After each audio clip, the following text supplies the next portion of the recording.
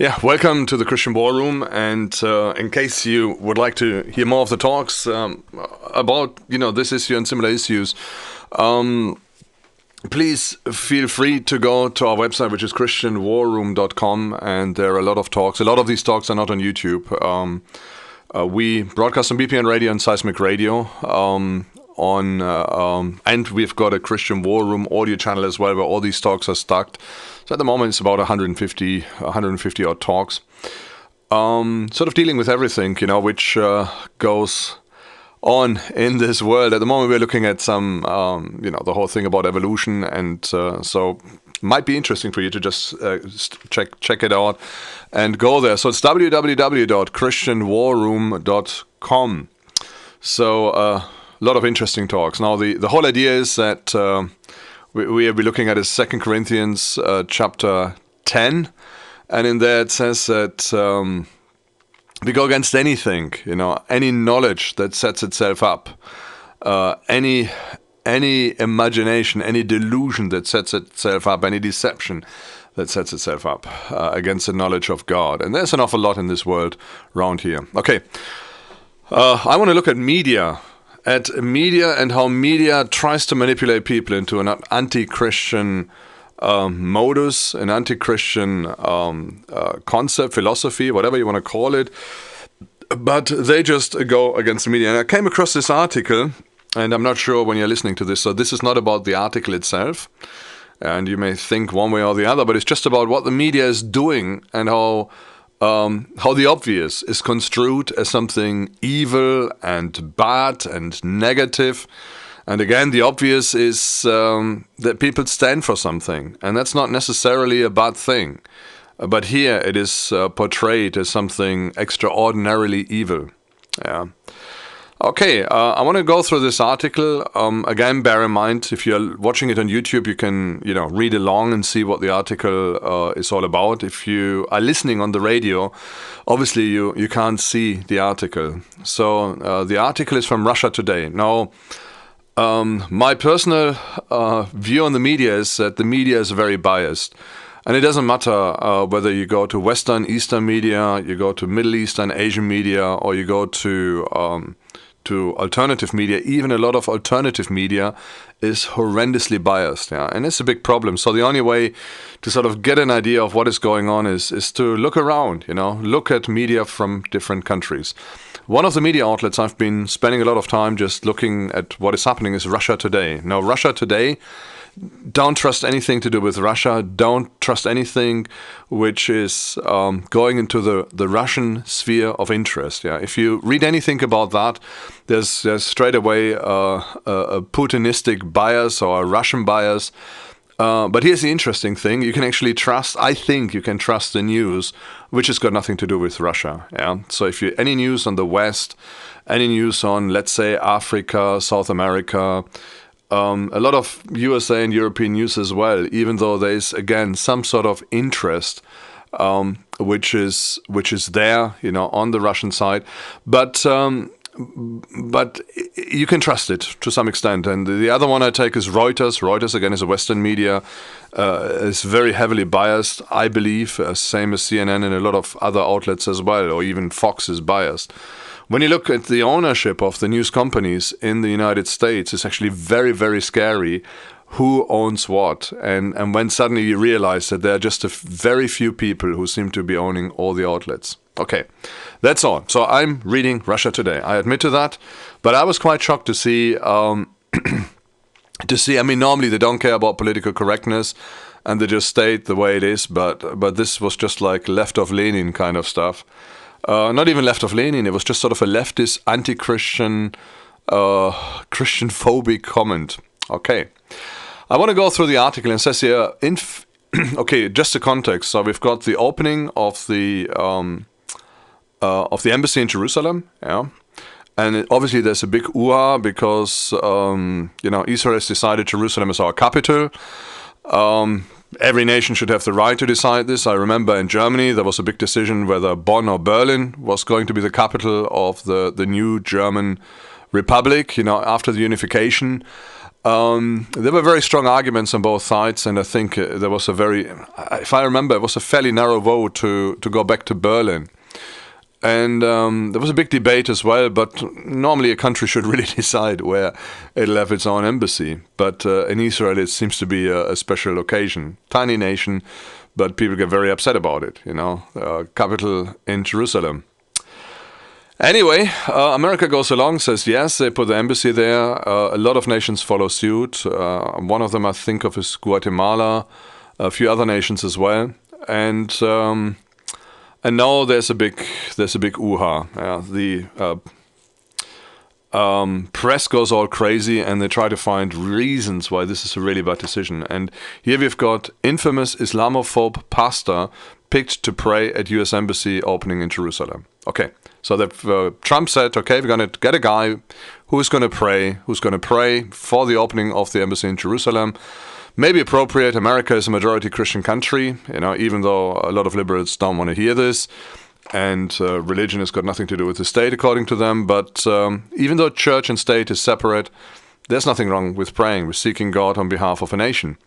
So it says here, the article, infamous Islamophobe pastor picked to pray at the U.S. Embassy opening in Jerusalem. I'm just going to read the article, and then I'm going to zoom back in again.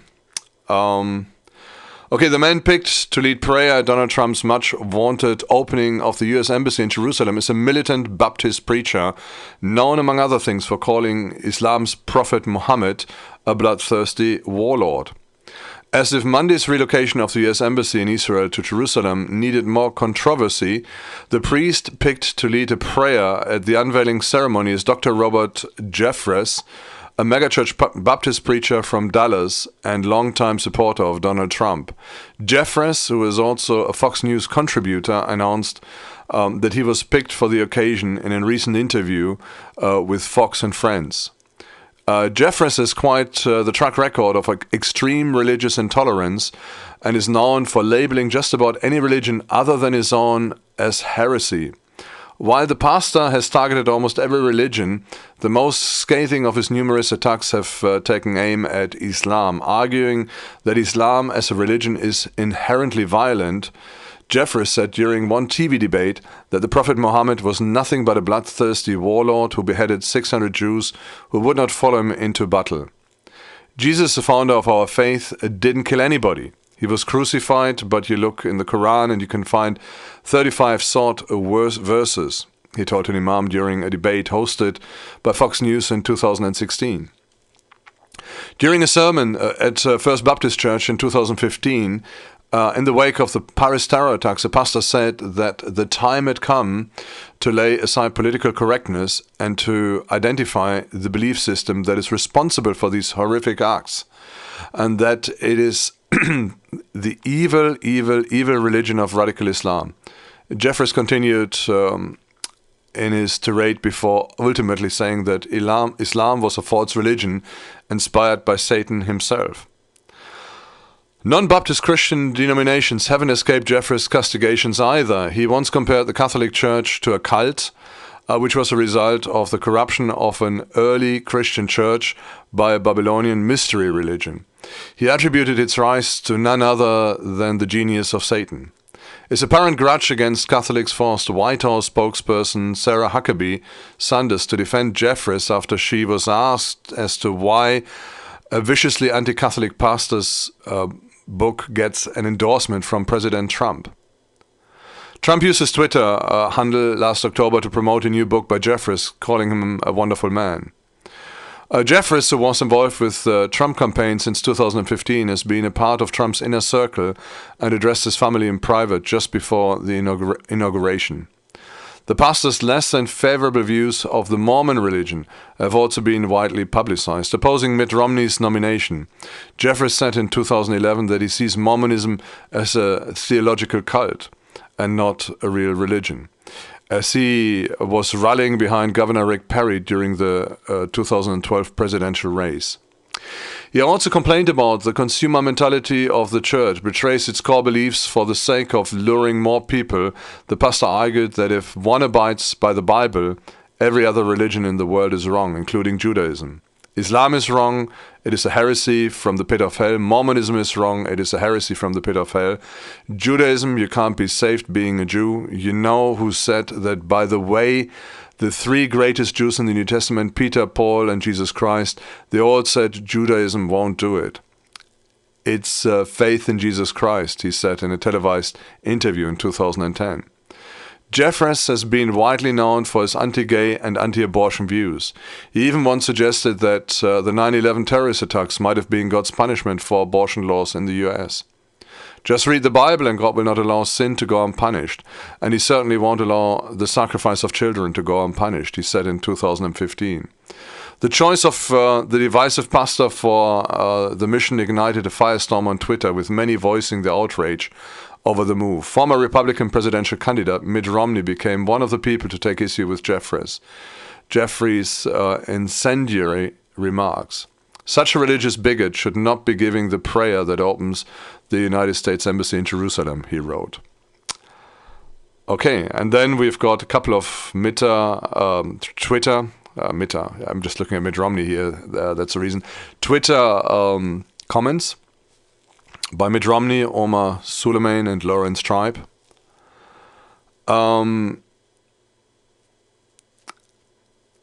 Anyway, let's quickly see what this guy is basically saying here. Okay, let me take you a little bit on a tangent here. You've seen this article, and we've got this description of the pastor, and the article pretty much insinuates this is really, really bad. There's a bigot, an Islamophobe, which must be the worst thing, like anything. He is a homophobe. He's against abortion. He's against the Mormons, and he's against the Catholics, and he is against the Muslims. And he makes a stand. And he's even against political correctness. This is pretty much what the article is saying. So it must be a very evil person, and probably the worst person to lead prayer. Okay. Right, let's have a look. Let's have a look. Just imagine you are a Russian Orthodox priest. Now, in Russian Orthodoxy, the concept is that the Russian Orthodoxy is not going to save you, but you can only find salvation within the Russian Orthodox Church. This is what they are teaching you. So I'm mentioning the Russian Orthodox Church because this is RT. So if Trump had invited a Russian Orthodox priest, he by default would have rejected Islam, rejected Mormonism, rejected any Baptist preacher, and rejected any Bible-believing Christian either, because only through the Orthodox Church you can find salvation. Salvation is only in the Orthodox Church. If you get a Catholic and he's true to the Catholic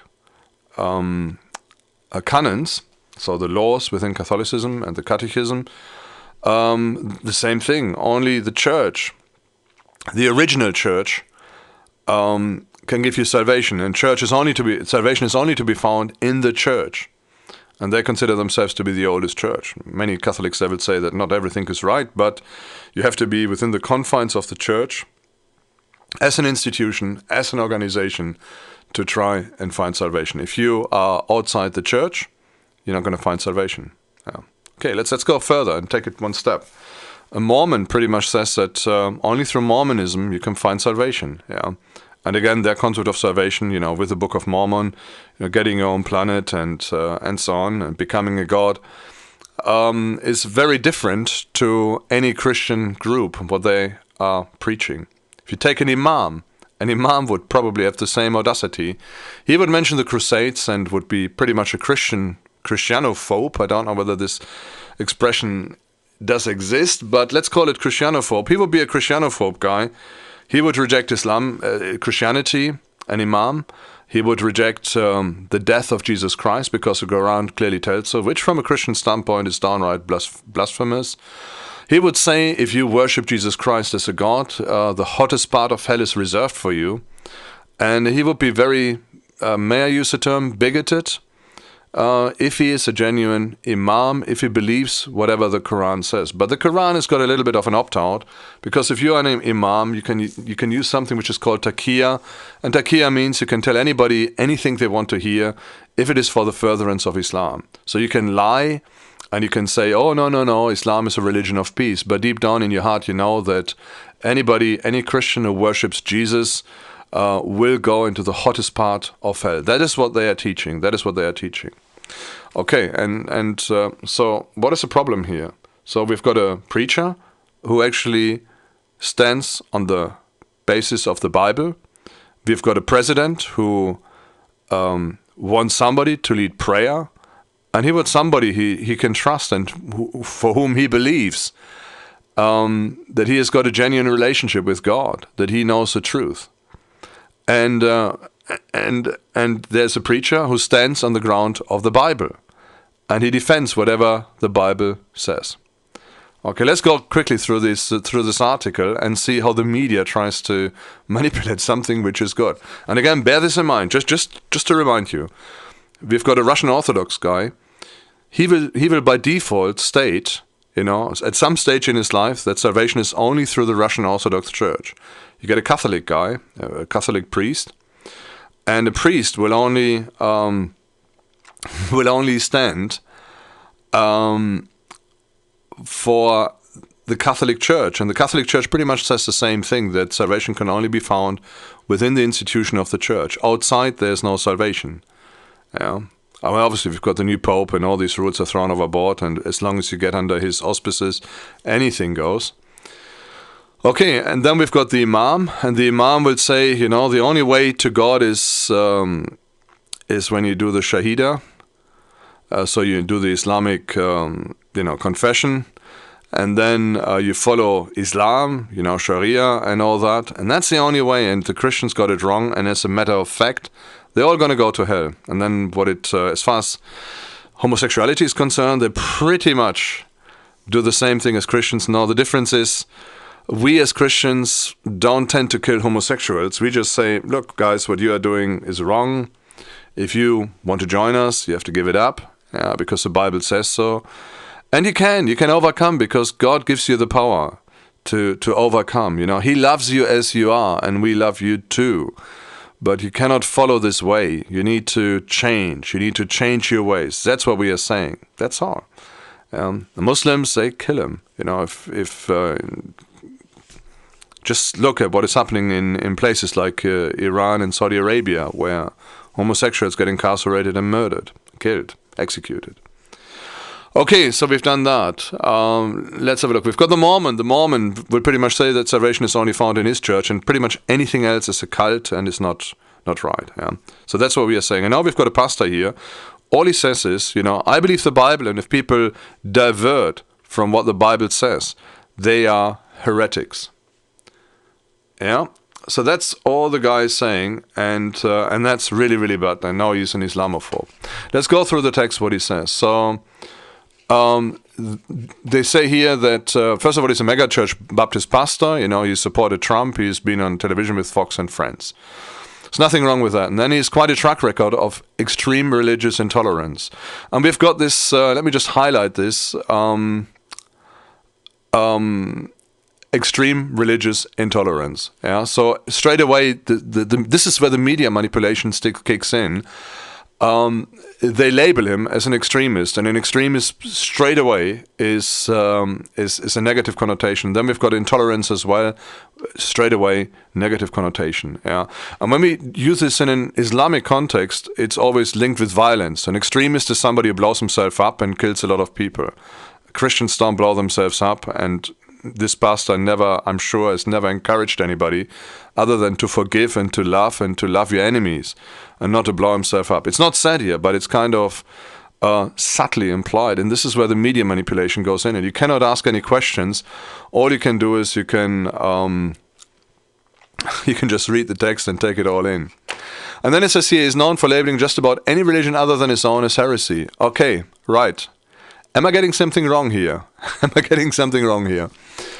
Aren't the Catholics doing the same thing? Aren't they saying that any other religion other than themselves is heresy? Aren't the Russian Orthodox doing the same thing? Aren't they saying by default, that if you can only get saved in the Orthodox Church, pretty much anything else is heresy? What about the Muslims?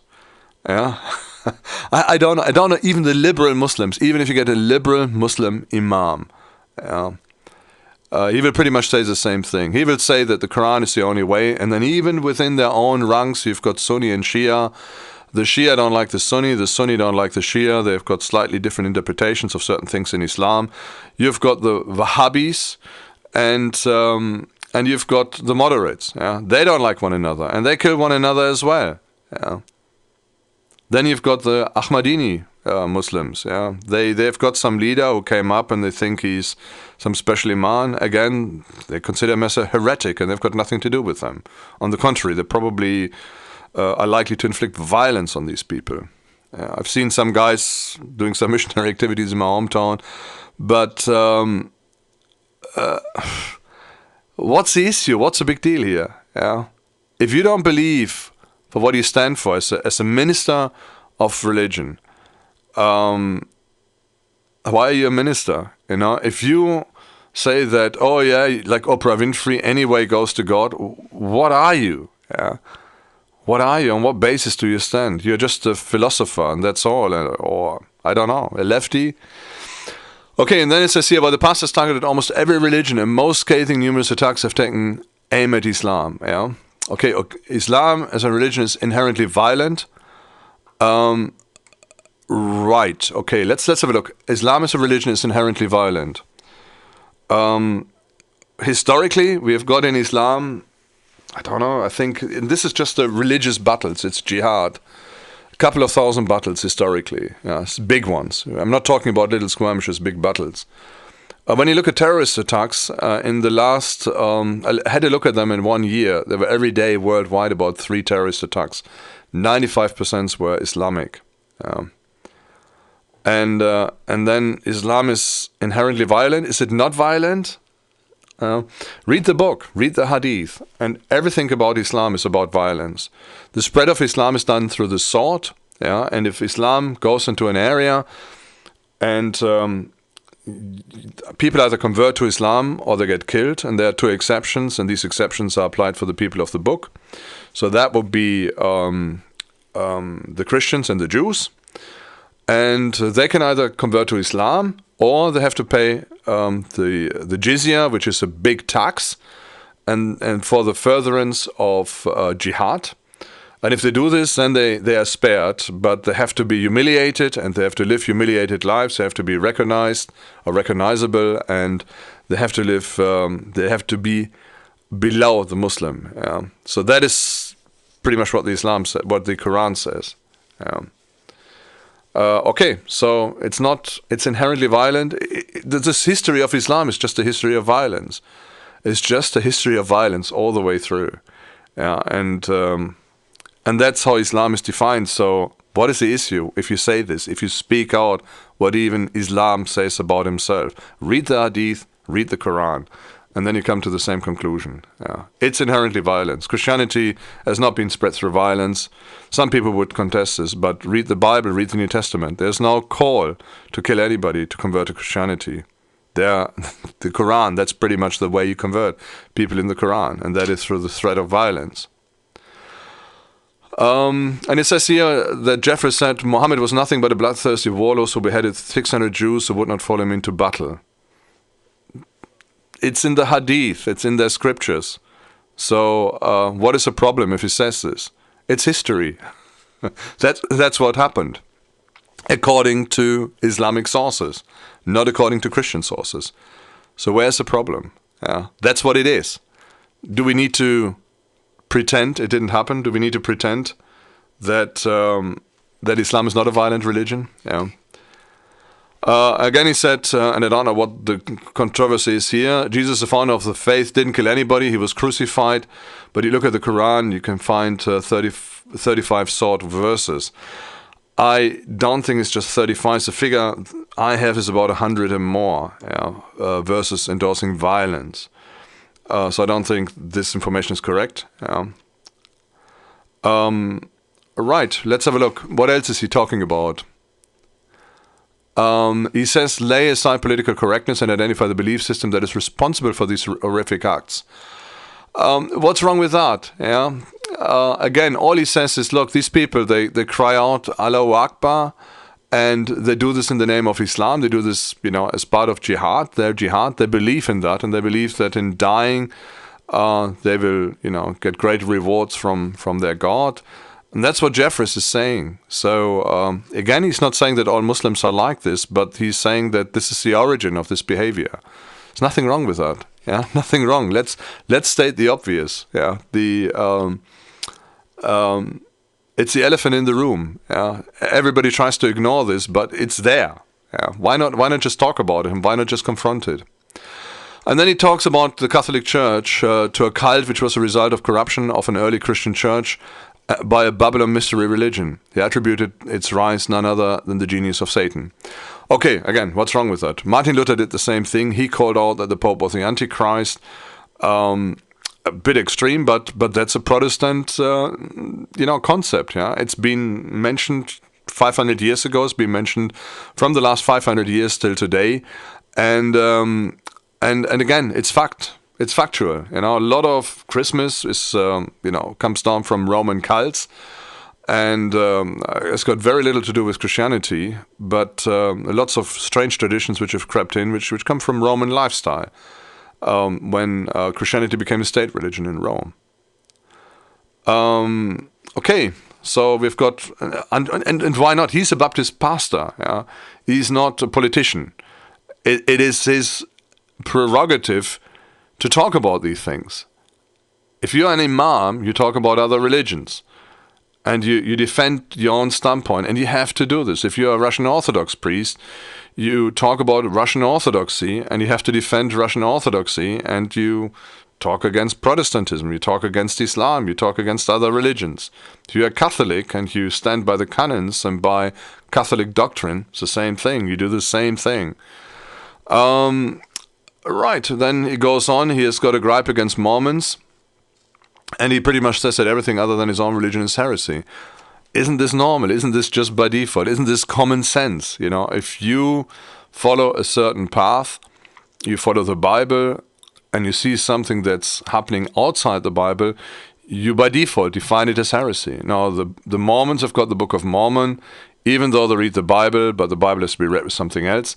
Hence, it's a heresy. Yeah, there's no question about it. And again, this guy is not a politician. He's a pastor. He has to talk about this. He has to lead his sheep on the right path to the best of his ability. And that's what he is saying. And these are the points he's making. Abortion, another issue. They make a big stuff about this. This guy's against abortion. What's the problem? It's a Christian standpoint. Life begins at conception. The evolutionist standpoint is somewhat different. So if life begins at conception and you deliberately kill a fetus, at that point you're committing murder. And that is a Christian principle that is based on the Bible. You have to say this if you are a Christian. If you are a Bible-believing Christian and you base your faith on the Bible, that's a conclusion. Yeah, and then it says here, such a religious bigot should not be given prayer that opens the United States Embassy in Jerusalem, he wrote. And I think that was from Mitt Romney. Because Mitt Romney, obviously, he's a Mormon. He doesn't like that somebody attacks his religion. So he calls him a religious bigot. And that's not what stands. He's a bigot for believing what he preaches.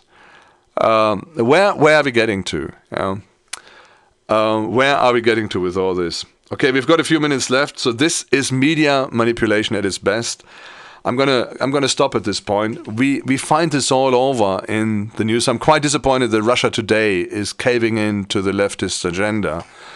And the guy's doing nothing wrong. He's a pastor, he's a minister. That's what he has to do. That's what ministers do. They stand for their religion, whatever religion it is. An imam would not be different. A Russian Orthodox priest would not be different. A Catholic priest would not be different. Yeah? They would all do the same thing, and they would be quite open about it. The only difference maybe you have with this guy here is he's actually quite open and honest about his beliefs. And he preaches them as he believes them. And he doesn't care about political correctness. He just cares about the word of God and about speaking the truth as it is. If it's controversial, it's controversial. And there's nothing wrong with it. You can be controversial. And again, I'm a guy who loves free speech, and I'm somebody who believes that people should have the right to say whatever they want to without fear of being ostracized. And what I see here with the media is just one attempt to ostracize a perfectly good pastor, who's just doing his job. What is happening? Is this wrong what this man is doing by just stating the truth? He's not lying about any of these issues. Mormonism is very different to Christianity. Islam is very violent, has been from its very inception all the way till today. Political correctness is just a smokescreen. Abortion from a Christian perspective is murder. What is wrong with that? Okay, I'm going to leave at this point. Come to the Christian War Room. Christian War Room you can find it as www.christianwarroom.com. Okay, God bless and bye-bye.